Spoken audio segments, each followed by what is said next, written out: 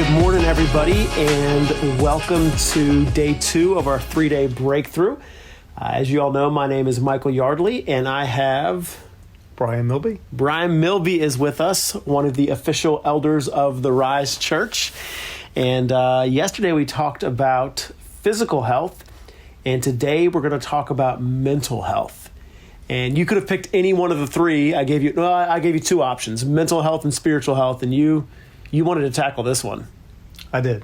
Which kudos to you on that, because you get to do all the talking for this one mainly. So, to kind of kick it off, because we're talking about health throughout this year, I figured 2 fun questions to kind of start off with would be, the first question is, what TV show are you currently watching?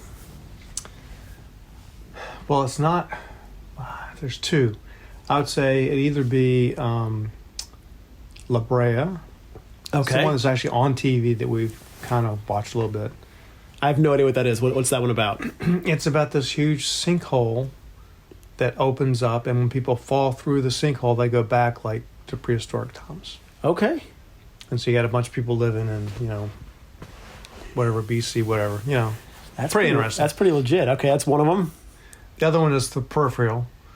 I don't know that. I don't know anything about TV. So. That's an Amazon, and Okay. that's one where it's time travel, kinda. So you connect to this VR device, and you're controlling a peripheral, which is a humanoid-looking device in the future. So you have one show where you're going back in time, and one where you're fast forwarding. Exactly. I love it. Now, are you like a sit down and watch one and wait for the next one, or do you just binge out and go for it? Yeah, we go about a month and watch, a series. Okay. Like La Brea, we caught it after season 1 ended, so the whole first season and into season 2. Do you ever get to that point when like you're 2 or 3 episodes in and you're like, just one more? Yes. It sucks you in. Is it you or Angie that's the bigger one that gets sucked into it? I think we're both sucked in. I'm the one that says, it's midnight, we got to go to bed, I got to work. She's like, no, there's still more to watch. That's right. All right, second question on the same health vein. What is your favorite donut? Donut. Krispy Kreme.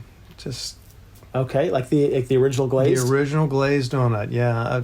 One time when Angie and I were dating, we went and I got a whole dozen and polished them off myself. And it was the hot light was on, right? It was hot. Oh, yeah. That's Gotta the only be way hot. to do it. There's nothing like a disintegrate in your mouth donut. And we're recording this on day 1 of the 3-day breakthrough, and we're both fasting, and all I can think about is donuts right now. Sounds good. Yeah, sounds Tasty. good. We'll do that on Thursday. Well, today is mental health, important subject, one that is oftentimes approached, I think, incorrectly within the church and within society as well. It's rampant after the pandemic and isolation. And so let's just get an overview for people that maybe don't know you so well. Like, what is your typical outlook on life? Yeah, I'm kind of a realist. I've got a touch of optimism. I think life does have ups and downs, but I always find that there's room to be positive and to hope for what there is to come. Yeah, I love that, because I'm an optimist. So being around somebody else that would, even if you say you're a realist optimist, just the fact that you said that makes me feel comfortable. So we were talking about this subject as we were preparing for it, and one of the things that came up is this idea of mental patterns that are in life, like secular cycles. I guess that's redundant if I say that twice in a row. But kind of walk us through that. Give us some perspective on that idea. Absolutely. I'll give an example. Recently, we have a puppy, Graham, and he likes to go out and be outside. And he encountered a possum the other night. I love this. Yeah, I mean, it's like, oh, okay, cool. And he decided that he wanted to play, and he played hard. Well, the thing about possums is, one thing is they can have rabies and other stuff. And so when it happens, like, you can either go in 2 directions. You're like, oh my goodness, my dog, he just got a possum. Is he going to get rabies, get sick? Or you can say, he's had his rabies shot. I'm going to trust he's going to be okay. He didn't eat it because I didn't let him eat it, but it was just a thing. So your brain can go in one direction. You can either be positive or you can go to the absolute worst. And so, we all have our experience will influence our patterns and how we think and what we do.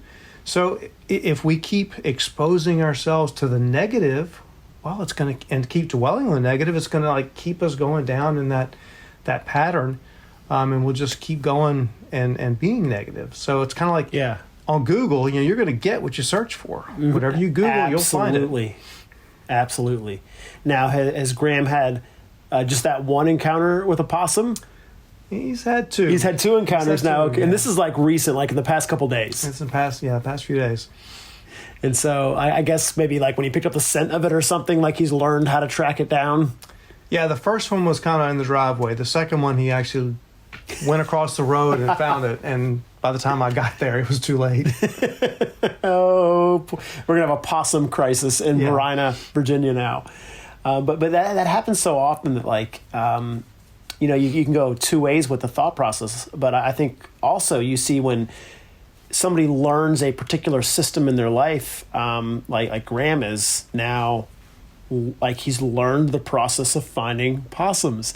And oftentimes like we can find ourselves going through the routine as well, where we just naturally head down the same roads over and over and over again. So I think it's a really good analogy right there. You say you are an optimistic person, and I believe that because I hang out with you. But even the greatest optimist has times when they look the other direction or go down the wrong rabbit hole. Talk to us a little bit about that. Definitely. It's easy to get caught up in negative thoughts and just spiraling down.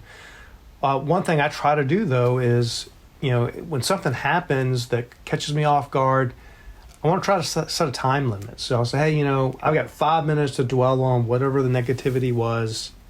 But then I try to move on. It's not easy all the time, but at least that's kind of my goal, is to not let the negative, drive me. So in Romans 12:2, it says, do not be conformed to the pattern of this world, but be transformed by the renewing of your mind. So Paul recognized that negative patterns are not good, and that, from the Word, we need to stay in the Word, and the Word will transform, our minds.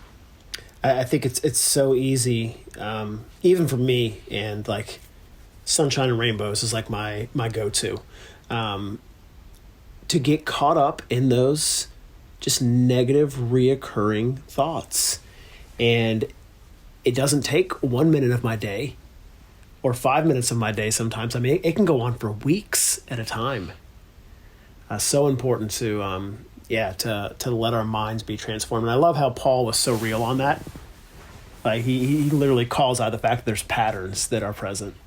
I've noticed, and what social media platforms do you use? Right now, I'm mostly on Twitter. Okay. There's another one, Twitch, which is a blockchain-based thing, but it's very similar. Okay. So you're picking the one that's going down, Twitter? Is it still going down? Or is it balancing out right now? Engagement is great. Okay. I think Elon has kind of done changes that, aren't as dire as people thought they were going to be. Can we just be real that he is a smart dude? He's very smart. He's ridiculous. Like whether you're a fan or you're not a fan of him, like he's got a lot more going on in his mind than I have in mine.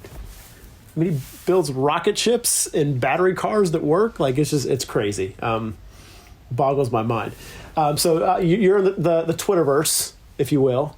That's actually one of the platforms that I'm not really on all that much. I don't know why. I'm just not.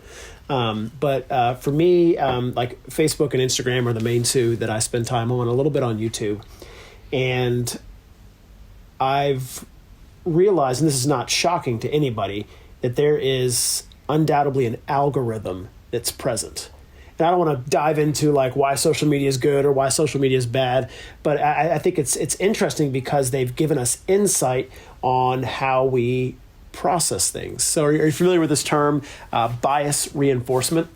Oh, yeah. Yeah, and it's very, very evident, especially in what I'm seeing in Twitter. But so bias reinforcement is kind of the idea that an algorithm used by social media platforms is going to reinforce your existing bias. So it's going to show you information that aligns with your previous beliefs and experience. And it can create a self-perpetuating cycle if you're only seeing, information that confirms your pre-existing views. So, so Twitter, it's always showing me things that are right along what I'm thinking politically. And or even like cat videos. It's not. If you watch 2 cat videos, you're going to get 47 more of them. Yeah, you'll see blockchain information or medical information. Whatever you look at a little bit, it gives you a whole bunch more. Yep. And what I think is so interesting about that subject is not like the whole conspiracy stuff behind it, which may or may not be true. I tend to lean that there's a lot going on there, but that's neither here nor there. But that these individuals who designed these networks, like they designed them around our minds. They know how our minds work and how we can easily get into patterns. And if you are thinking a certain way, especially if it's a wrong way, it can become debilitating to you. And what's scary is that it's not just like us thinking in patterns. There are others that can actually influence and control the thought processes that we have. And I don't mean like mind reading devices or anything like that. Did you watch the film The Social Dilemma? No, I haven't seen that one. Okay, it's worth watching. If you are listening to this right now and you have not watched this, I would highly suggest that you take some time to watch it, because it really just shows how scary the web is. And I don't want to fear talk people by any means, but it's wild what some of the things are going on and some of the repetitive cycles that they have capitalized on. And that's totally extra right there. But I really believe that these cycles that we get in when it comes to our thought process can really be damaging if we do not know how to control them. And I love that you brought up the patterns of the world in Romans chapter 12. And I want to take that and put it to the side for just a moment, because we can talk about political thoughts. What are some other hot ones that are on social media right now? Like there's obviously politics. Yeah, you got politics, you got sports, medical. Yep. All the stuff going on there. You got the economy. Mm-hmm. A lot of things going on that are just. Yep, I was on the phone with somebody earlier today talking about some of those things. And those are all real. Like they're very, very real. But our mental health sometimes can be affected by things that are much more intense than that. And I think if we're going to do this podcast justice, let's just dive in for a second. So we're going to get a little bit heavy right now, but the mental health is a very heavy subject. So I understand the thought process of evaluating the things that I'm thinking about, which, thinking about what you're thinking about is interesting in itself. But let's go a little bit deeper than that. What happens when tragedy or real life issues hit you? And I'm going to give you just a specific example right now. So for me, I'll just speak from my personal perspective. Back in 2017, my brother tragically passed away in a car accident on Thanksgiving. He was not the driver. It wasn't his fault. It was awful. It still is awful. And when somebody goes through something like that, and that's heavy stuff, and it happens to virtually every single one of us, maybe not that exact scenario, but what do you say in response to somebody who is going through a situation that is tragic and affects their mental state? Yeah, first off, I'd say, I'm really sorry. And God's not the author of pain and suffering. And, my heart just breaks for people who go through anything like this. We've talked about this in the past, and I've even had my own story because, not too long ago, my father passed away, and then, more recently, my brother passed away. So there's a lot of questions going on with both of those situations. It's true for tragic loss of life. It's also true for other life events. Yeah. Maybe not as extreme. We have, late relationships can fail, jobs can be lost, You can have a medical situation come up. I mean, it's all very real, and it's all tough. But in John 16:33, it says, "I have said these things to you, that in me you may have peace. In the world you will have tribulation, but take heart, I have overcome the world." And that is one of those passages that, like, we want to focus on the "I have overcome the world" part, because that's happy, right? But we gloss over sometimes that, like, in this world, we're going to have tribulation. And that is extremely difficult, because there's all of this pain that exists in the world, and that's very, very real. And there's good news that Jesus has overcome it.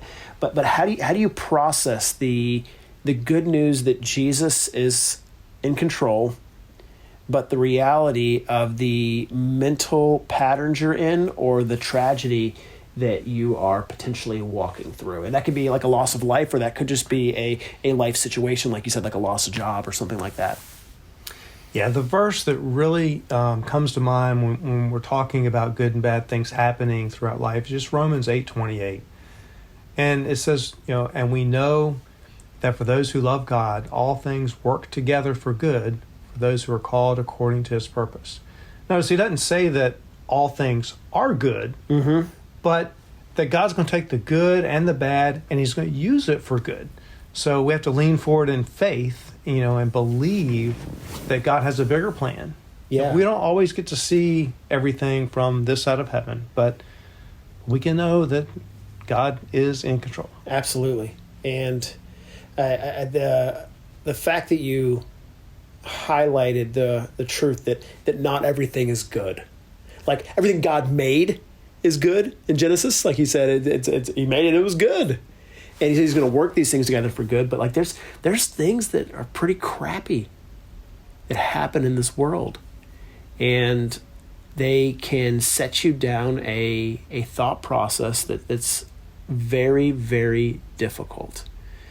And I really appreciate that you have brought up this idea of faith in here. So one of the have you ever done a funeral before for somebody? That's a random question. We didn't talk about that at all. I've done a graveside, yes. You've done a graveside funeral, okay. Do you remember any of the passages that you used? I don't. It's been quite a while. So, like, I'm asking you, like, do you remember that Bible verse you read 31 years ago? Like, nobody asked that except for me. But one of the passages that's so used in moments like that, it says, "But we do not want you to be uninformed, brothers, about those who are asleep, that you may not grieve as others who do not have or do have no hope." And that's from 1 Thessalonians. And the idea, I don't know how people make it through these things without having that hope in Jesus. And it doesn't say not to grieve. It just says don't grieve like those who don't have hope. Yeah, very true. I mean, we do have a hope. We know that our loved ones are, those that died in faith are in a better spot. Yep. So these things are, everything you've said is true. And I appreciate it. And I've seen you walk through some of these things, especially in the last 2 years. And, you can identify mental patterns. I think that's important to do. Are you a journaler? I have a bullet journal. I Okay. don't journal a whole lot, but I do try to capture gratitudes. Okay. So look at you, creating positive systems right there. I like it. I'm a very streaky journaler. Like, I'll nail it for like 100 days and then not do it for a year. That's just been my rhythm for it. I'm doing fairly well this year. But what's interesting to see is, I don't know if you noticed this with your bullet points, that you said a bullet point journal. It's called a bullet journal, but yeah. Okay, you have all these cool things that I need to learn about. But I've seen you start to see these things come up over and over and over again when you journal, which is really neat. And so I understand the thought processes. I understand the reality that God's not the author of destruction. God's not the author of evil. God's not the author of pain. Yet he can use those things, that even though they're awful, he can use them for his glory, which is a beautiful thing. Those are great concepts to put in your mind. But what do you do, like, practically if you are in a dark space mentally? Because it's a big hole to climb out of, and a lot of times it's a very, very secret hole that you're in that people may not even know from an outside perspective.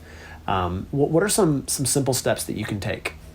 Yeah, it may sound simple, but simple steps do matter. And I'll before we get into actual steps, we can go back and just talk about Angie for a minute. I know she loves it when I talk about her, but this is always the best part when I was recording the other two mics, which you're the only one who's not a mic, and that's okay.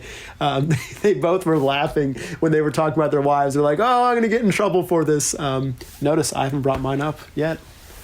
I love you, Erica. Yeah, I love you too, Angie. So a few years ago, Angie was she had some surgery, and after being in the hospital for a while, she had been in there for a little while, and so her muscles were weaker than when she went in. And so in order to walk safely, she needed to have some help. Mm-hmm. Well, she used a walker. So, while her legs were not quite strong enough to carry her safely, other parts of her body, so her arms and her hands, were able to hold onto that walker and provide that additional stability so that she could get along safely. Yeah. And so, just like that, we need to take the parts of our being that are stronger, and they can help support the parts that are not as strong. And things we can do to kind of help, our mind. One is God's word. And that's a spiritual thing, but it's also practical too. There's a lot of practical wisdom in God's word. And I don't think you can overstate that one. Because we were like, yeah, be transformed by the renewing of your mind. And then we never open up the Bible. Right. Like we know it's good for us. Yeah, there's a lot of good wisdom in there, especially you look at the wisdom literature. So, yep. Good to help with practical things. You ever done the Proverb a day before? I've done Proverbs, yes, quite a bit. Yep. Like the 31 chapters, one for each day. So what today is I don't even know what day it is right now. Today is the 30th. And so read Proverbs chapter 30 today, Proverbs chapter 31 tomorrow. Great little nuggets of wisdom right there. It's a good one to get started. Another good thing is close friends. So if you're having mental things, you've got your peers, those that you're close to. And this is a perfect reason for why we push and want people to get involved in groups, so they have that circle of friends, circle of close people they can talk to and talk life about. Mm-hmm. Because it's not, the groups are not just for opening the Bible and doing Bible studies. That is one very important aspect, but it's also a part of sharing your life with someone, because like I said, that a cord of 3 strands is not easily broken. You have to have people around you to help, give you strength. So that's another avenue for support on your mental journey. Another one is once if you talk to friends and you still need additional help, talk to a pastor or a mentor, someone that's, further along in their faith walk, further along in their mental health, that can help you strengthen your position and get better. And if you need to get professional help, man, go do it, because we're here for the long haul, and you want to be healthy. And so if there's something that's dragging you down and you need help getting over it, it's not a bad thing to go get someone to help you, a professional that's skilled and trained in ways to help you work through whatever challenge it is. Yeah, and there's stigma around it, and I don't fully know why. I can make some assumptions, I'm not. But like if somebody had cancer, you're not going to critique them for chemotherapy. Like you'd never do that. But for some reason we take counseling, or you can call it life coaching. It's the same thing, just the more flowery title. You would. There's probably a difference in somebody's listening who's going to write me an email and say, this is the 87 reasons why life coaching is better than counseling. Yeah, there is so much stigma around it. And I think if you, like you said, if you do need that help, you should absolutely go get that help. So you wrote these 4 steps down right here: God's word, close friends, pastors, mentors, and professional help. And this just kind of came to me right now as I'm looking at this. So a few months ago, I'm praying about where our church is going to go in 2023. I think that's a good thing to be people that pray. And we were talking about health being a big thing and just the health of people. And so I'm reading through God's word. I'm processing through it. And I would not consider myself mentally unhealthy, but there's room to grow in every single area. Very true. Yeah, I mean, but all of us, we can grow in different ways.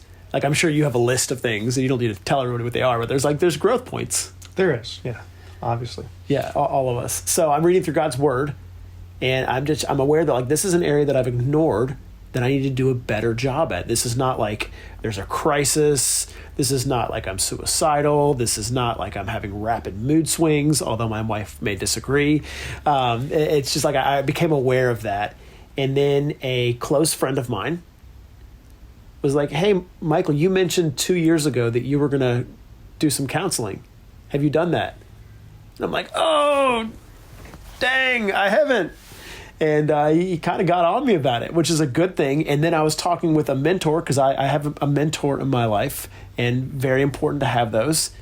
And I was talking to him. He's like, well, yeah, you should probably go see a counselor.